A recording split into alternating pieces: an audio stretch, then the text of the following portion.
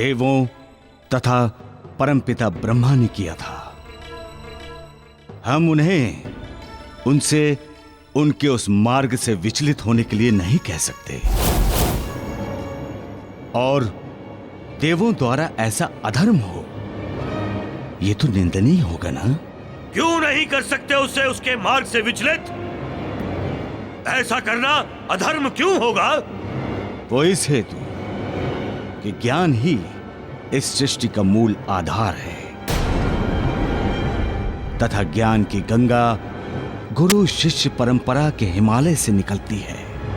यदि तुम्हारे कहने के अनुसार होगा तो गुरु शिष्य व्यवस्था खंडित हो जाएगी, तथा एक उस व्यवस्था के खंडित होने से संसार की समस्त व्यवस्थाएं खंडित हो जाएंगी।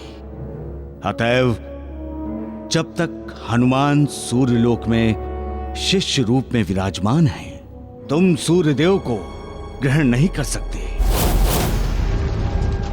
तब तक के लिए सूर्यदेव को ग्रसित करने का अपना विचार त्याग दो राहु। बस, अब एक शब्द भी आगे सुनना नहीं चाहता मैं।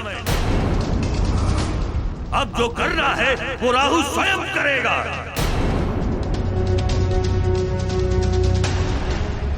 एक हनुमान के कारण मैं अपने अधिकारों का हनन नहीं होने दूंगा, कभी नहीं होने दूंगा।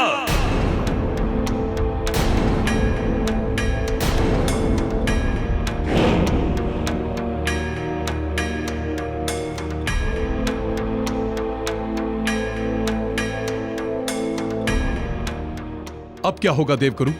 राहु अपनी असुरी प्रवृत्ति के कारण न जाने क्या अनर्थ कर बैठे। इंद्रदेव, आप चिंतित ना हो। इस संसार में प्रत्येक कार्य का कोई ना कोई कारण एवं उद्देश्य अवश्य होता है। किंतु देवगुरु, हमें तो इसके पीछे कोई भी उचित कारण दिखाई नहीं पड़ता। हो सकता है इंद्रदेव, इस घटना में राहु की आसुरी प्रवृत्ति पर अंकुश लगना निहित हो। मुझे तो ऐसा प्रतीत नहीं हो रहा है कि उसकी आसुरी प्रवृत्ति पर किसी प्रकार का कोई अंकुश लग सकेगा।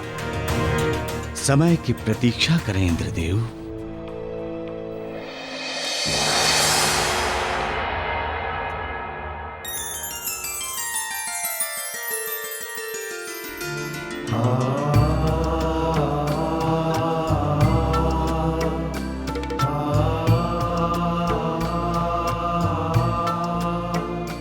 ये क्या माता, आपकी आंखों में आंसू?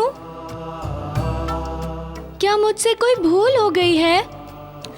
नहीं पुत्र, तुमसे और भूल ऐसा तो स्वप्न में भी नहीं सोच सकती। फिर इन आंसुओं का कारण? प्रसन्नता पुत्र, प्रसन्नता। ये हर्ष के अश्रु हैं, एक पत्नी के, एक माता के हर्ष के अश्रु। आज से तू मात्र मेरा पुत्र ही नहीं, अभी तो मेरे पति के जीवन का रक्षक भी बन गया है। मैं तुझे शब्दों में नहीं बता सकती पुत्र कि तूने मुझे कितनी असहनीय पीड़ा से मुक्ति दिलाई है। अतीत के उस स्मरण मात्र से ही मेरा रोम रोम सिहर उठता है। एक स्त्री की वेदना, एक स्त्री का दुख तुम नहीं समझ सकते पुत्र। जब जब राहु सूर्यदेव का ग्रहण करने आता था, मैं असहनीय यातना से तड़प उठती थी। कोई स्त्री, संसार में कोई स्त्री अपने पति को यातना में कैसे देख सकती है? किंतु मैं वो यातना देखती थी, सहती थी, भोगती थी। ऐसा प्रतीत होता था मानो मैं अभिशप्त हूं।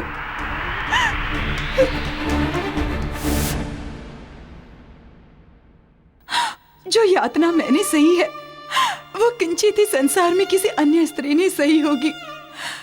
राहु से सूर्यदेव की रक्षा करके तुमने मुझे उस असहनीय वेदना से मुक्ति दिला दी है पुत्र। तुम्हारा बहुत बहुत आभार, बहुत बहुत आभार पुत्र। मैंने तो अपना बस धर्म निभाया है माते, पुत्र एवं शिष्य का धर्म, इसके अतिरिक्त और कुछ नहीं। तुम्हारे समान धर्मनिष्ठ पुत्र पाकर मैं धन्य हो गई। मैं धन्य हो गई पुत्र, मैं धन्य हो गई।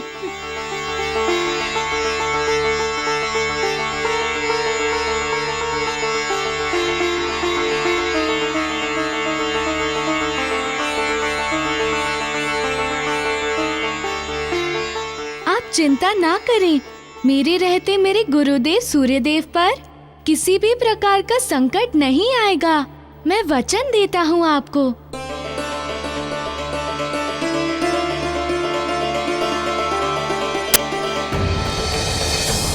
देवी संज्ञा के दुख का उपाय तो मेरे पास भी नहीं था हनुमान, किंतु आज जो तुमने देवी संज्ञा के लिए किया है उसके कारण मैं सदा सदा के लिए तुम्हारा ऋणी हो गया।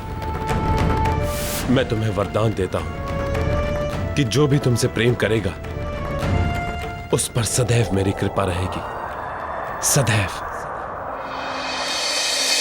ऐसे में तुमने क्या सोचा? मेरे विचार से तो इस प्रकार हमारा वर्चस्व ही समाप्त हो जाएगा।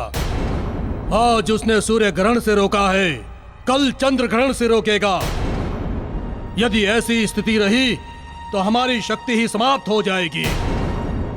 यही ग्रहण तो हमारी शक्ति का स्रोत है तथा देवताओं के भय का कारण भी। इस प्रकार तो देवलोक से हमारी सत्ता ही समाप्त हो जाएगी। राहु, कदापि नहीं केतु, कदापि नहीं।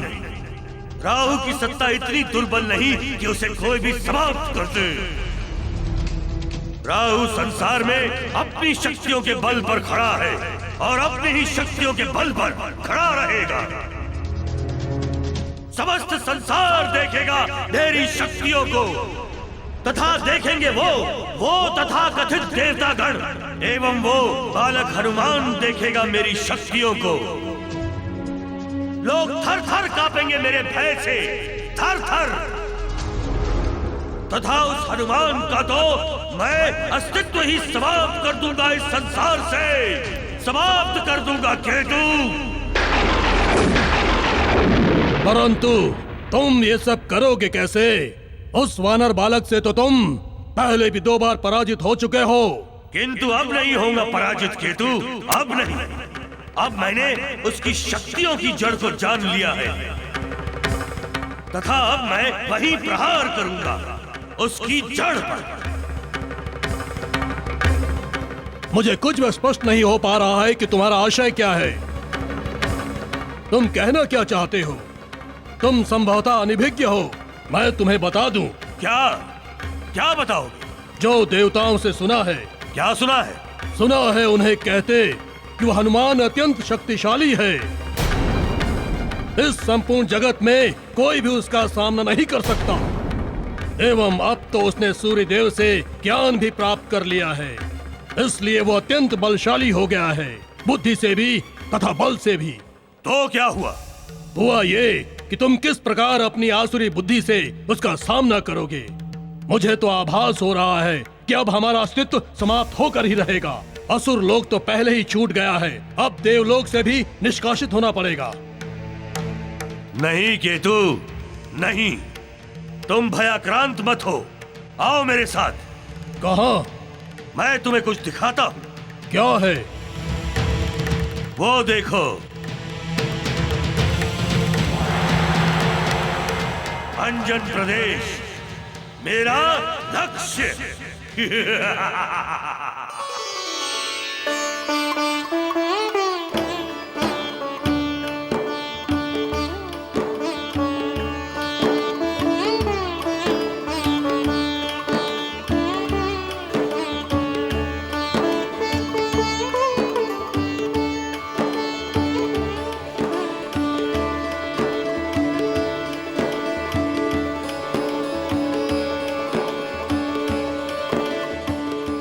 सौभाग्यवती भवा देवी।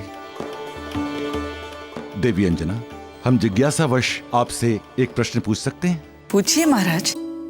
हम जब भी महल से बाहर जाते हैं तो आप हमारी आरती क्यों करती हैं? इसका उत्तर तो सरल है महाराज।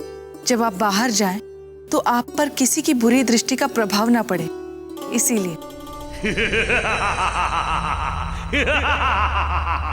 अभी तुमने बुरी दृष्टि देखी कहाँ है अंजना?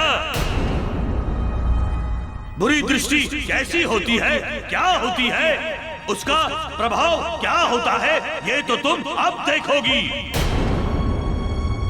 राहु कराएगा तुम्हारा बुरी दृष्टि से साक्षात्कार।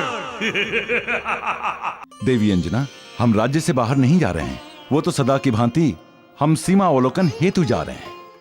किंतु जा तो रहे हैं ना। मैं ईश्वर से यही प्रार्थना करती हूँ कि आप जिस प्रकार सकुशल यहाँ से जा रहे हैं उसी प्रकार सकुशल लौट आए।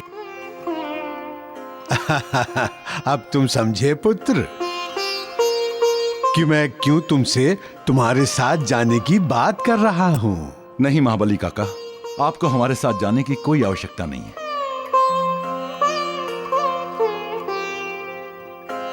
आप यहीं रहकर हमारे राज्य के पड़े अधूरे कार्य को पूर्ण कीजिए।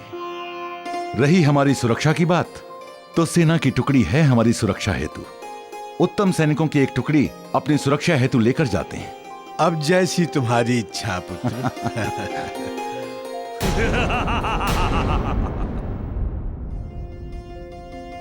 देवी अंजना, आप अपना ध्यान रखिएगा। मैं शीघ्र ही लौट आऊंगा। मैं आपकी प्रतीक्षा करूंगी।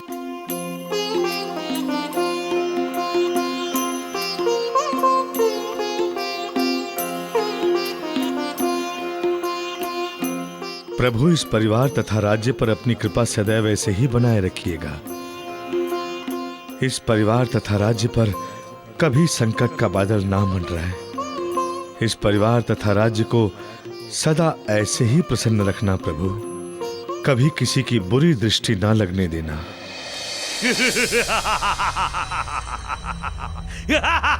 क्यों अट्टहास कर रहे हो? देखा नहीं क्या तुमने?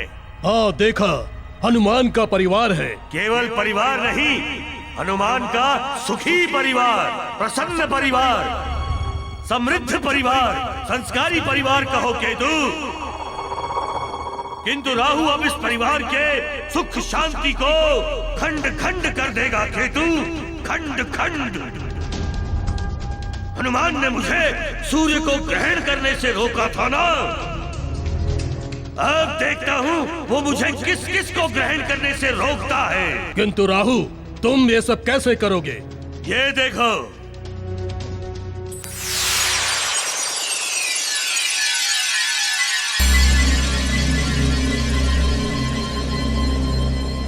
हाँ देख रहा हूँ। किसकी है? ये केसरी की कुंडली है केतु। क्या विशेष है? विशेष? ये देखो, यहाँ द्वादश भाव में मैं बैठा हूँ। मैं कल से केसरी पर मेरी दशा आरंभ हो रही है केतु, राहु की दशा। और जब किसी पर राहु की दशा आरंभ होती है तो पुत्र हनुमान, मुझे अत्यंत प्रसन्नता है कि तुमने अल्प अवधि में ही अत्यधिक ज्ञान अर्जित एवं संग्रहित कर लिया है। अब तुम्हारा अष्ट सिद्धियों का ज्ञान प्राप्त करने का समय आ गया है। मैं तैयार हूँ गुरुदेव। किंतु अष्ट सिद्धियों का ज्ञान तुम्हें यहाँ सूर्यलोक में नहीं प्राप्त होगा। तब कहाँ होगा गुरुदेव? उस ज्ञान को प्राप्त करने के लिए तुम्हें लक्ष्मी लोक जाना होगा। लक्ष्मी लोक? हाँ पुत्र, लक्ष्मी लोक। परंतु वहाँ क्यों? वहाँ इसलिए क्योंकि अष्ट सिद्धियों का वास वहीं पर है। ये अष्ट सिद्धियां हैं क्या गुरुदेव? इन्हें प्राप्त करने से क्या लाभ होता है? विस्तार से मुझे बताइए ना गुरुदेव। हनुमान, ये अष्ट सिद्धियां हैं अणिमा, महिमा, लदिमा, प्राप्ति, पाक्तय, वशिता, इशिता तथा प्राक्मय। इनकी सिद्धि से लाभ गुरुदेव? बताता हूं। अणिमा सिद्धि की प्राप्ति से साधक को संसार की दुर्लभ से दुर्लभ वस्तु की प्राप्ति हो सकती है। महिमा के प्रभाव से साधक अपने मन को ईश्वर में स्थापित कर सकने में सक्षम हो जाता है। लदिमा सिद्धि के द्वारा साधक संसार में व्याप्त किसी भी रूप को धारण करने में समर्थ हो जाता है। प्राप्ति सिद्धि के द्वारा साधक संसार की किसी भी वस्तु को सरलता से प्राप्त कर सकता है। अगली सिद्धि है पाक्तय। इसे प्राप्त करने के पश्चात साधक लौकिक तथा पारलौकिक समस्त पदार्थों का सुख प्राप्त कर सकता है। तथा केवल इतना ही नहीं हनुमान, इसकी एक विशेषता यह भी है कि इस सिद्धि के द्वारा साधक स्वयं को कहीं भी सशरीर प्रकट तथा लुप्त भी कर सकता है। वशिता सिद्धि प्राप्त करने के पश्चात साधक की आसक्ति विषयों विकारों से पूर्ण रूपेण हट जाती है। इशिता, जबकि इशिता सिद्धि के द्वारा साधक संसार में किसी को भी सुख प्रदान कर सकता है तथा किसी का भी दुख हर सकता है। तथा इस क्रम की अंतिम सिद्धि है प्राक्तमय। इसे सिद्ध करते ही साधक जन्म मरण के बंधनों से मुक्त हो जाता है। ये तो अत्यंत ही लाभकारी सिद्धियां है गुरुदेव। हाँ पुत्र, तथा इनमें एक विशेष गुण और भी है।